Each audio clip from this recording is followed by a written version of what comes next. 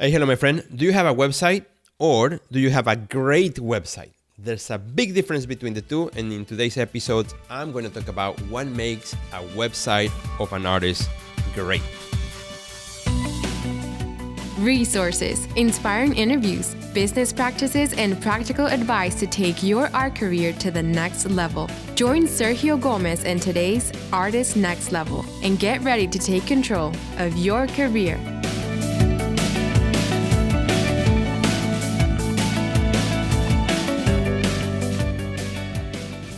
Well, my friend, welcome back. Super happy to have you. The last few weeks, I've been actually reviewing a lot of artists' websites. I like to look at artist websites when I'm curating a show, when I'm reviewing also like for a jury show, or when I welcome a new member into the Art Next Level program. I like to go see their website.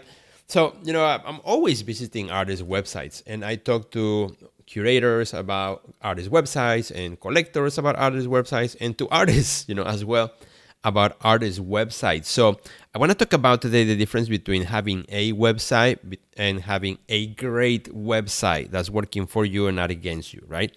I think in the past, 10 years, we've been talking about, and I've been talking about, and many people have been talking about the importance of, for an artist, having a website. So I think that's said and done. We don't need to say it's important for you to have a website. I think it's understood that you should have a website. And if you don't have one, start there. But now let's talk about, the next level. What's the next level? Okay, I have my website. How do I make it great? How do I make a website that works for me, that is great, that gives the best impression of me? So this is what I have found. Today, in the world of 2025, 2026, whenever you're listening to this particular podcast, the reality is that the world has changed, continues to change faster and faster. The technology is moving rapidly as well.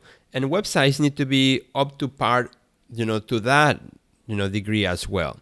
If you did your website 10 years ago and you haven't changed it, just like a couple of pictures here and there, your website is already obsolete, or maybe not obsolete, but out of date. You can land there and it seems like it's out of date. And unfortunately, I go to a lot of artists' websites which seem to be old or out of date. So let's talk about what makes a website great. And believe it or not, it doesn't take a whole lot of effort to make your website great, from average to great. So let's go in order of what I think will make a website great. Well, first of all, let's start with the homepage.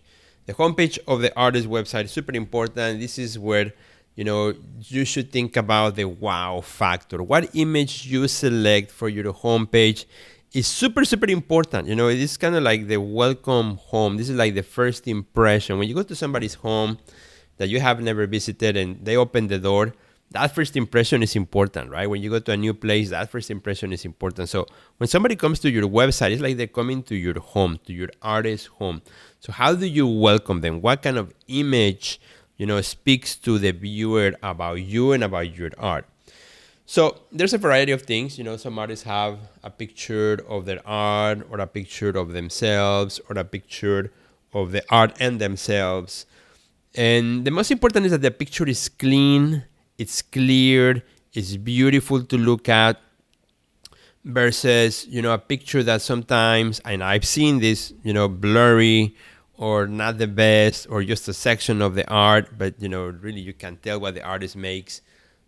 Think about that. For example, if you were to visit sergiogomezonline.com, which is my website, the first thing you'll see is I don't have any text on the actual image. It's just one big picture that's in the first fold of the homepage that shows my art studio with photographs, one picture. It's not even a scrolling picture, just one picture, static picture, but it's a wow picture. You can see the scale of my art. So there's 3 large pieces on paper and 1 on canvas. So I specifically, took this picture because I really wanted for my website a photo where you can see the scale. For me, scale is super important in my work. So I want to make sure that when you land here, exactly, have an idea of kind of type of art I make. I make works on paper, large scale, and I also make works on canvas. So you'll see both here. My work's about the cycles of life and figurative abstraction, so you see that right away. So you don't see me in the photo, but you will see my art. And that's okay. If you want to have a picture of you or you with your art, that's totally fine. As long as it's a beautiful picture that when somebody lands there, they're like, wow, this is a serious artist I want to know more about. I want to see more of, right?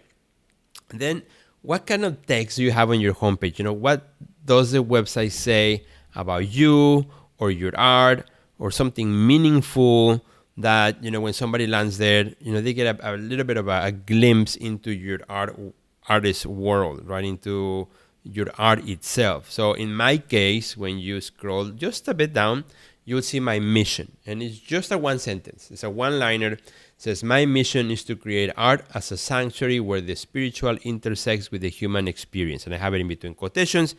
I have my logo above that, and I have my name underneath that. So I say that, right? And this is a great way for somebody who just came from my website for the first time, maybe after seeing my work in a show, or maybe they saw my work online or in social media, and now they want to know more about me or want to see what's available and whatnot. So this little statement, which is my mission statement that I worked really hard to create, it really talks a little bit about what is it that I make and the mission behind my work. Now, you don't necessarily have to have a mission on your homepage, but it's just some sort of text that is short, that is easy to read, one liner, 2 lines that just talks a little bit about you or your art, something that gives us a little bit of an insight, right, into your world. So after that, then I have the 3 choices that are most important for somebody who lands in my website. For you, you decide, what you want to have next. But again, this is all part of the homepage. I have 3 obvious options. One is my paintings. So you can go, I have a picture of the paintings. You can click there and go to paintings. My story, where I actually wrote my story from the first person point of view. So I sit down one day and I wrote my story. Like if I was, writing a blog or a letter to somebody, as first person, it's not my bio. It's not a professional thing that you'll use for galleries and such, but rather, kind of like a, person to person, first casual story. So you can read that. And to my surprise, this is one of my most visited pages. So you might want to consider putting your own story on your website, besides your bio and everything else. Just something personal. I like when a website is invites me in, and it's not cold, dry, but rather has some sense of humanity. And then I have my shop, where you can buy prints or small drawings or whatever I might have available at that particular point. And of course, on your homepage, a way to grab people's emails, ask for people to leave their email if they want to subscribe to hear more from you, from your newsletter and such. So, that's a homepage that I think is a great homepage, right? It gives you a sense of like, wow, I landed in an artist that I want to know more about. Here are the most important things about this artist. And here's a little bit, before I click on anything, I already have a bit of a snippet into what this art is all about and what this artist is thinking. Let's talk about then the art page, what some people might call it the gallery or your art or paintings or whatever you call the page where people find your art. In my case, I just call it art. And when you go there, what I think what's most important here, what makes a website great is that, of course, your images are clean and clear, super important. I think that's obvious.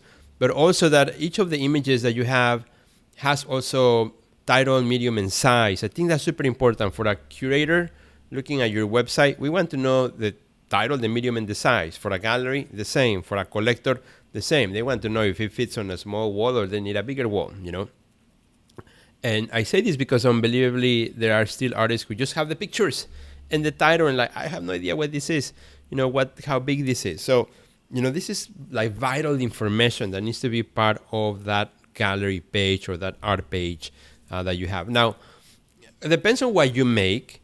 Many artists have, like all the art in one page, or others may have it in categories, like let's say paintings, drawings, sculptures, or landscapes, portraits, or others have it chronologically. You choose, how you want to organize it. There's not a one way of doing it.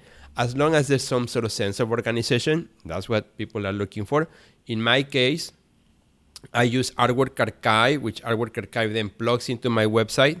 and allows me to show my work chronologically. As I make a new piece, I put it on Artwork Archive and automatically shows up on my website. But also from there, you can click on any of my collections. There's a little drop-down menu for collections where people can see all the different collections. So when you click on a collection, automatically, this art page shuffles and shows that particular collection. You can see all the artwork, or you can see only what's available, which is great, or what's already sold, or you can search for a particular piece. And that whole section in my website comes out from Artwork Archive. And again, if you want to take a look at it, just go to sergiogomezonline.com. Now, the next thing that's super important in this page, and I think that's what makes a good website from a great website, is you gotta give people, the opportunity to know what's available and what is not. I think that's the most important for a collector, right?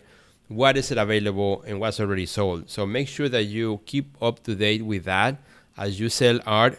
Make sure on your website it reflects that a piece is particularly sold. Sometimes artists ask me, well, should I do that? Doesn't that discourage collectors or something if, pieces are sold?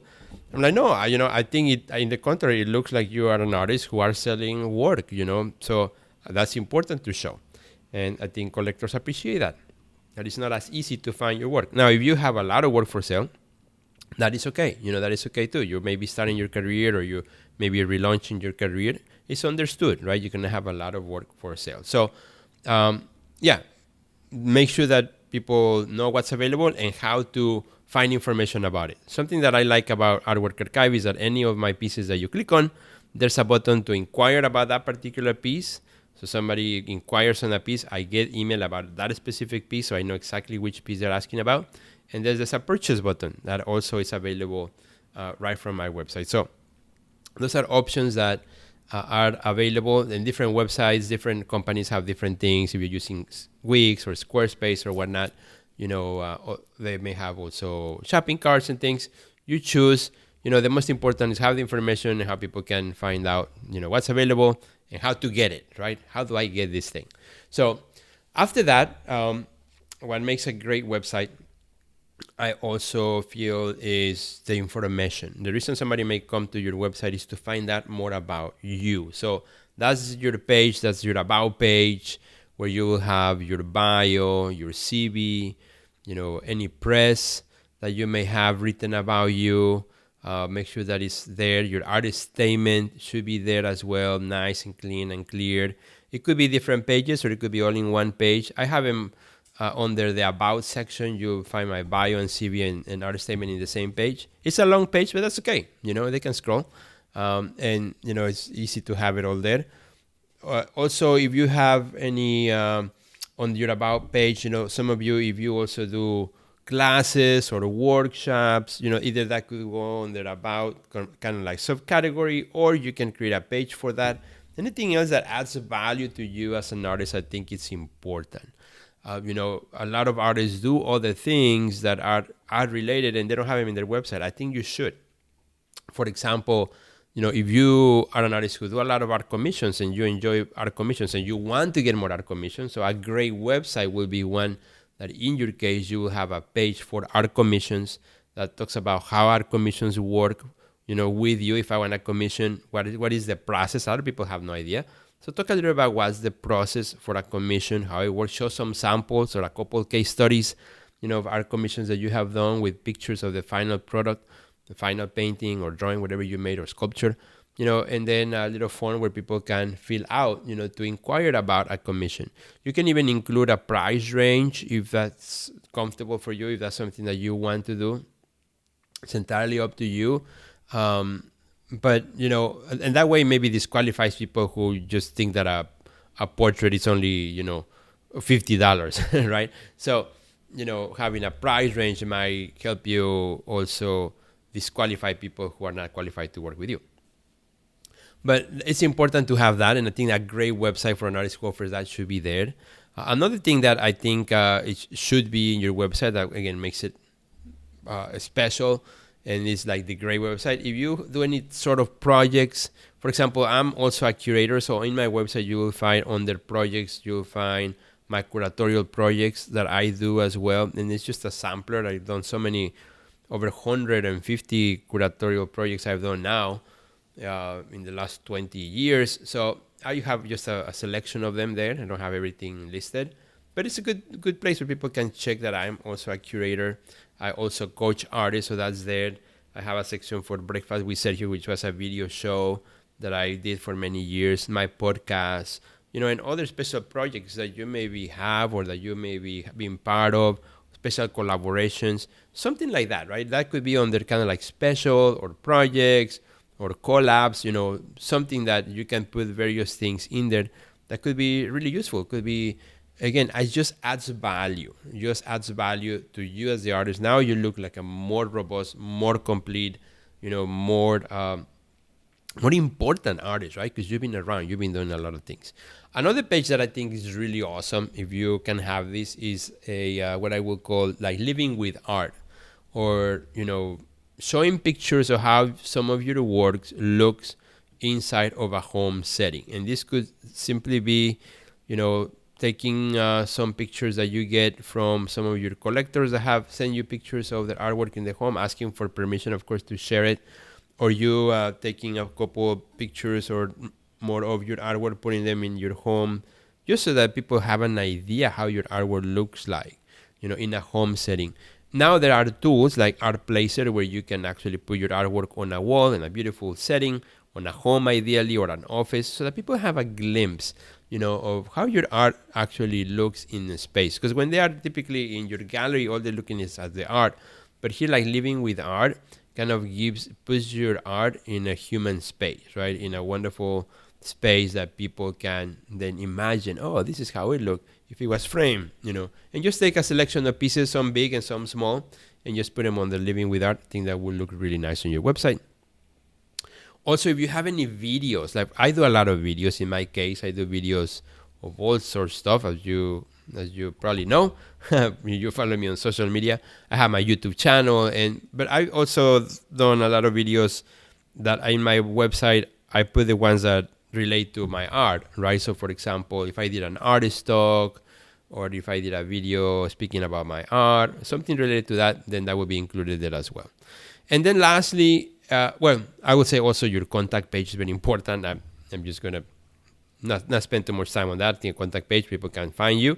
That's very important. But I think also another thing that now may be even more important as we move into the future is a page that you can keep it more alive. So I call mine news. Other people may have a blog, so a page where you can constantly or more often add more content to your website so it doesn't look old and stale, but like there's fresh content that's coming up. That's going to be more important now for the future of AI-based searches, looking at websites that are active, right, that have relevant information. And one way for us to do that is through having a news page or a blog page. So that, my friend, I think is what makes an amazing, a great website, something that keeps you, available, 24/7 is your home where people come and visit.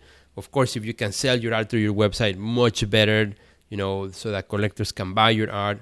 If you work with a gallery, then pieces that are in a particular gallery, just direct them to the gallery. Just put your head as if you are, ask yourself, if I'm a buyer, if I'm a collector, if I come to my website, what will be my experience? If I am a gallery or a curator, what is my experience? What am I looking for? Do I find it easily, or I have to click on 10 links in order to get what I'm looking for, or is missing? Having that mentality helps you. A lot of times artists just look at somebody else's website and like, oh, I like that, how that looks, I'll make mine like that. But you got to put yourself in the mindset of people who have no idea who you are, coming to your website to find that out. I wanted to mention one more thing, is that, if you need help with your website, maybe you need help, like you don't know how to use Wix or Squarespace or some of these other platforms, and you'd rather have somebody do it for you or teach you how to do it, set it up for you, and teach you how to keep it up. Inside our Next Level program, we also have a web department where we help artists with their websites. So if you want that, I'm going to put a link in the description, but just go to theartistnextlevel.com/web design. Again, theartistnextlevel.com/web design, where you can read the information there, and there's a little form where you can also inquire about the website that you're looking for. And, we specialize in artist websites. So we have a lot of experience. We have worked with so many artists, and we'll be happy to help you make an amazing, awesome website. Have a great rest of your day. Goodbye.